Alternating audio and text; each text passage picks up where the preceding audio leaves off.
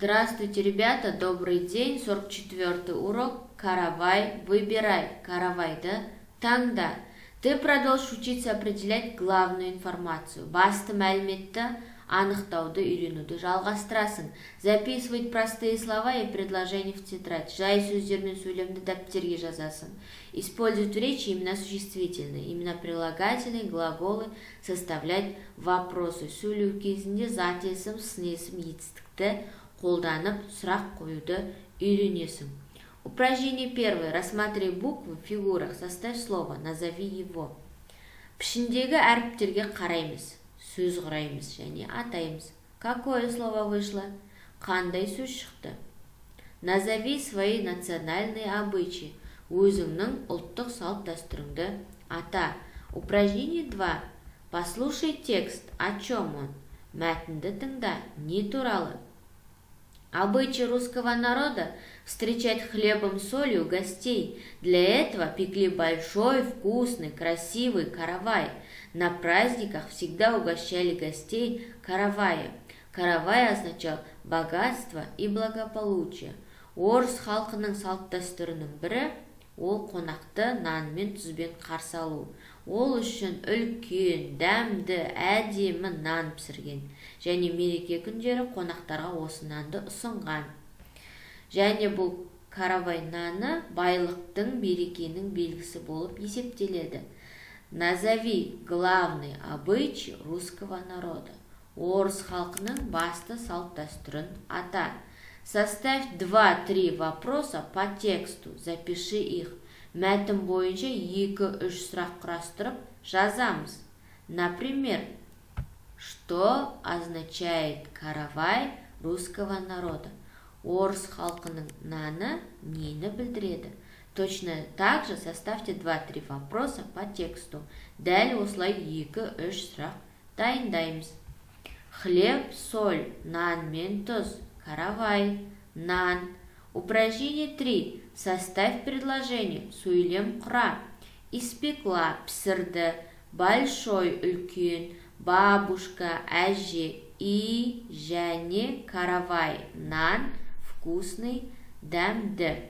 Напиши предложение. Сөйлемді жаз. Какие слова отвечают на вопрос «кто», «что»? Кім, не деген сұраққа қай сөздер жауап береді? Какие слова отвечают на вопрос «какой»? Қандай деген сұраққа қай сөздер жауап береді? Какое слово отвечает на вопрос «что сделала»? Не істеді деген сұраққа қай сөз жауап береді? Следующее упражнение 4. Спиши предложение. Пиши красиво. Сөйлемді көшіріп жаз. Әдемі жаз. Угощать караваем. Обычай русского народа. Нан ұсыну орыс халқының салт дәстүрі. Упражнение 5. Выучи текст народной песни игры «Каравай». Поиграй. Каравай деп аталатын ұлттық өлең ойынның мәтінін жаттап ал. Как на Анины именины испекли мы каравай. Вот такой вышины, вот такой нижины, вот такой ширины, вот такой ужины. Каравай, каравай, кого любишь, выбирай. Именинник стоит в центре круга, дети встают в хоровод, поднимают руки вверх, приседают, делают широкий круг, делают узкий круг, все идут по кругу, все подходят к имениннику и поздравляют его. Туған күннің иесі ортада тұрады, ал балалар оны қоршап дөңгеленіп тұрады, қолдарын көтереді, отырып тұрады, және үлкен дөңгелек жасайды, және кіші дөңгелек жасайды. Барлығы қоршап туған күн иесін айналады, және барлығы туған күн иесін жақындап құттықтайды. На какой праздник исполняется эта песенка? Кто стоит в центре круга? Бұл өлең қандай мерекеде айтылады? Және ортада кім тұрады? Покажи движениями какой каравай.